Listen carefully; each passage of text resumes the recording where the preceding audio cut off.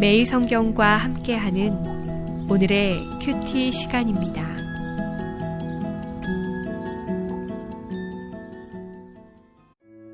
(1월 18일) 오늘의 말씀은 요한복음 5장 30절에서 47절입니다. 내가 아무것도 스스로 할 수 없노라. 듣는 대로 심판하노니 나는 나의 뜻대로 하려 하지 않고 나를 보내신 이의 뜻대로 하려 함으로 내 심판은 의로우니라. 내가 만일 나를 위하여 증언하면 내 증언은 참되지 아니하되 나를 위하여 증언하시는 이가 따로 있으니 나를 위하여 증언하시는 그 증언이 참인 줄 아노라. 너희가 요한에게 사람을 보내매 요한이 진리에 대하여 증언하였느니라. 그러나 나는 사람에게서 증언을 취하지 아니하노라. 다만 이 말을 하는 것은 너희로 구원을 받게 하려 함이니라. 요한은 켜서 비추이는 등불이라.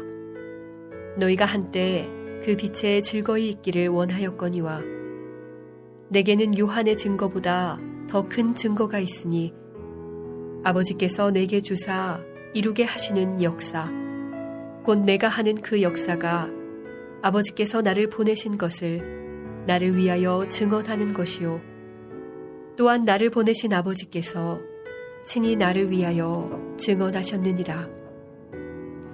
너희는 아무 때에도 그 음성을 듣지 못하였고 그 형상을 보지 못하였으며 그 말씀이 너희 속에 거하지 아니하니 이는 그가 보내신 이를 믿지 아니함이라. 너희가 성경에서 영생을 얻는 줄 생각하고 성경을 연구하거니와 이 성경이 곧 내게 대하여 증언하는 것이니라. 그러나 너희가 영생을 얻기 위하여 내게 오기를 원하지 아니하는도다. 나는 사람에게서 영광을 취하지 아니하노라.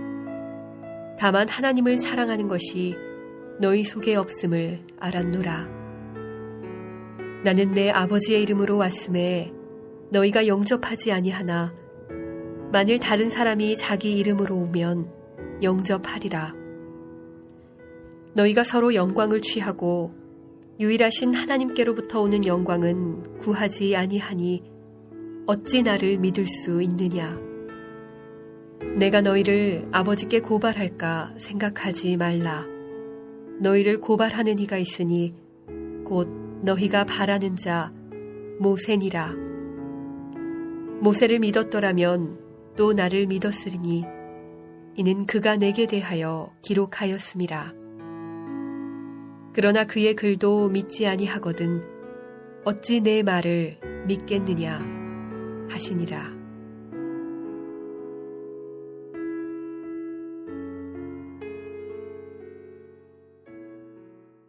변호하셨습니다. 유대인들이 한 고소의 무죄함을 설명하셨을 것이죠. 오늘 본문에서는 이제 예수님이 정인을 세우고 있습니다.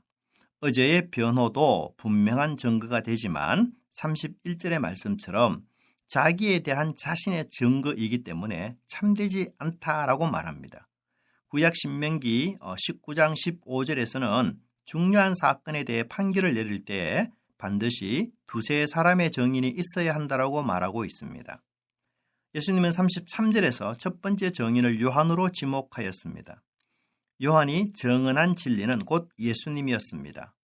1장에서 예수님이 세상 죄를 지고 가는 하나님의 어린 양이며 성령으로 세례를 주시는 자라고 말씀하고 있습니다. 하지만 예수님은 34절의 말씀처럼 요한의 증거보다도 더 확고한 증거를 갖고 계시기 때문에 요한의 증거가 필수적인 것은 아니라고 말씀합니다. 다만 요한의 증거에 대해서 말씀하시는 이유는 듣는 자들의 구원을 위함이었던 것입니다. 사실 요한의 사역에 사람들은 폭발적으로 반응했습니다. 구약의 참된 선지자가 사라진 후에 긴 시간을 지나서 이제 처음으로 등장한 선지자가 바로 요한이었습니다. 그의 메시지는 대단한 능력을 가졌고 많은 사람들이 메시아가 아닌가 할 정도의 의문을 가졌습니다. 예수님께서도 요한의 증거에 대해서 인정과 신뢰를 보내셨습니다. 그럼에도 요한의 삶을 35절의 설명처럼 비추이는 등불, 즉 잠시 타다가 꺼질 일시적인 등불에 불과했습니다. 그들도 한때 일시에 그 빛을 즐길 뿐이었습니다. 아무리 위대한 사람도 결국은 죽게 마련이며 그 삶을 마감할 때가 옵니다.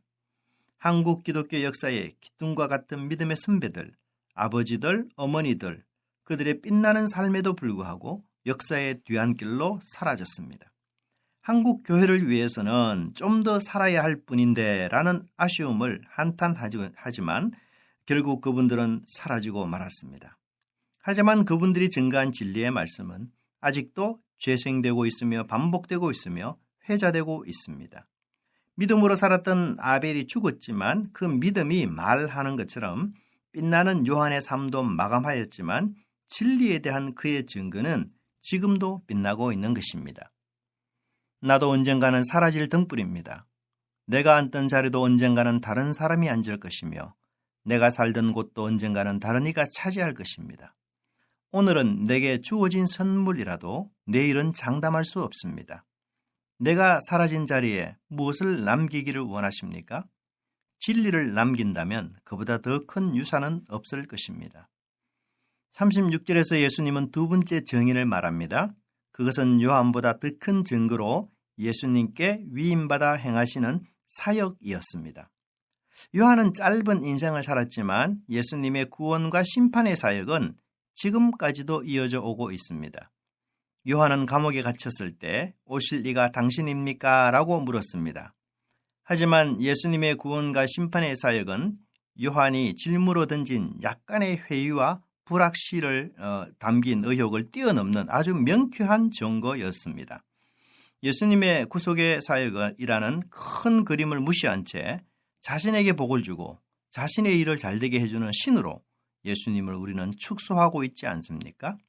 하나님 나라의 회복, 안식의 회복이라는 큰 틀은 무시한 채 개인의 안녕과 개교회의 평안만을 추구하는 것 역시 예수님을 축소하신 것입니다. 주님은 누구라도 그릴 수 있는 그림을 그리기 위해서 이 세상에 오신 것이 아닙니다. 하나님께서 오직 자신의 아들에게만 맡기신 유일하고도 진정한 해답이 무엇인지를 보여주기 위해서 오신 것입니다. 생명과 심판은 온 세상을 아우르는 주제이며 아무도 풀지 못했으며 인류 존재의 방향을 결정하는 위대한 것입니다. 이제 우리와 교회는 세상을 향하여 생명과 영생이 무엇인지를 보여줄 차례가 되었습니다. 요한보다 더 큰 증거가 우리 손에 주어졌습니다. 우리는 진정 우리 손에 쥐어진 이 증거가 얼마나 크고 위대한지를 확신하며 전하고 있습니까? 세 번째 정의는 37절에서 말씀하시는 바와 같이 예수님을 보내신 아버지 하나님이라고 말씀하고 있습니다. 예수님께서 요한으로부터 세례를 받으실 때에 하나님은 마가복음 3장 17절에서 이는 내 사랑하는 아들이요 내 기뻐하는 자라 증거하셨으며 변화산에서도 동일하게 증거하셨습니다. 예수님에게 일어난 이러한 신비로운 계시 사건은 다른 사람은 볼 수도 들을 수도 없는 것이 아니었습니다.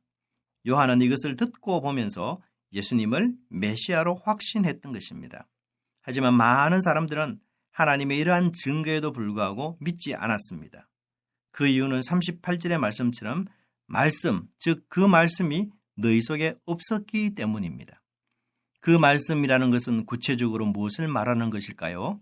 이것은 39절과 연결해서 설명할 수 있습니다. 네 번째 정의로 예수님은 39절에서 성경을 제시합니다. 유대인들은 생명을 얻기 위해서 열심히 성경을 연구했습니다. 율법을 순종하면 생명을 얻는다라고 확신했습니다.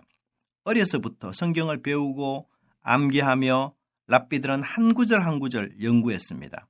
하지만 그들은 성경이 증거하는 예수님을 발견하지 못했습니다. 성경이 영생을 준다면 구태여 예수님을 찾을 필요가 없었던 것입니다. 성경을 읽고 암송하고 연구하는 모든 목적은 무엇이어야 합니까? 예수님을 발견하는 것입니다. 예수님을 경외하고 그분을 깊이 사모하며 그분의 제자가 되는 것입니다. 그것이 성경을 바르게 묵상하는 사람의 모습입니다. 유대인들이 성경을 읽으면서도 예수님을 발견하지 못한 궁극적인 이유를 44절에서는 사람에게서 영광을 취하기 때문이라고 합니다. 마지막으로 46절에서는 예수님을 증거하는 모세의 글도 믿지 않았기 때문에 결국 불신에 빠질 수밖에 없다고 책망하고 있습니다. 예수님을 신성 모독으로 시비를 건 유대인들은 결국 자기의 영광을 취하는 자들로 결론이 나고 말았습니다. 기도하겠습니다. 주님을 믿고 의지해야 하는 증거가 수없이 많음에도 불구하고 저희들은 유대인들처럼 너무나 많은 의심과 불신에 빠져 있는 것 같습니다. 성경을 통하여 주님을 만나려고 하기보다는 개인적인 욕구와 목적을 이루는 도구로 주님께 나아가는 저희들의 어리석음을 용서해 주시옵소서. 저희들이 당면한 절박한 현실의 압력과 무게를 주님께 맡깁니다. 묵상하면서 들어야 할 음성, 보아야 할 주님의 뜻을 발견할 수 있도록 은혜 베풀어 주시옵소서. 예수님의 이름으로 기도드리옵나이다. 아멘.